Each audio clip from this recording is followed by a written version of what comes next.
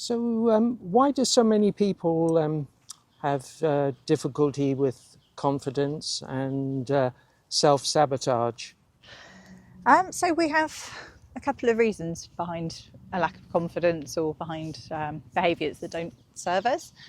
And sometimes we hear in the media things about limiting beliefs, the subconscious patterns and kind of programs that we've learned throughout childhood and throughout our formative years and I guess our whole life. And they certainly have a big impact. So it might be that we've had an experience when we were younger that's always made us a bit of a people pleaser, or made us struggle to feel confident in certain situations. And we can pick those up and really hold on to them, and that can impact how we behave now.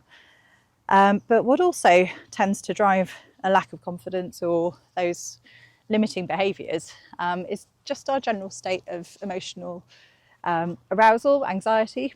Yeah. So often when we're very calm, when we're in a kind of nice, relaxed, easy place, we have quite a lot of control over how we behave and respond and show up, even if we've got some of those patterns going on in the background. So we might tend to behave in a certain way, but it's more to do with when that anxiety is really ramped up, we'll see those patterns and behaviours coming out more.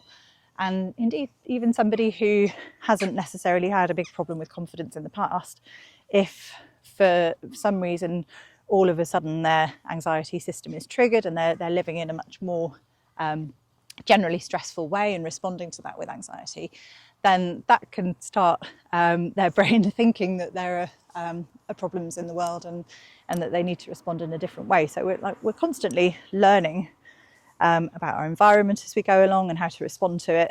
And our brain sometimes adapts to that with a lack of confidence, with kind of running away from things, basically. We've all heard of the fight, flight, freeze.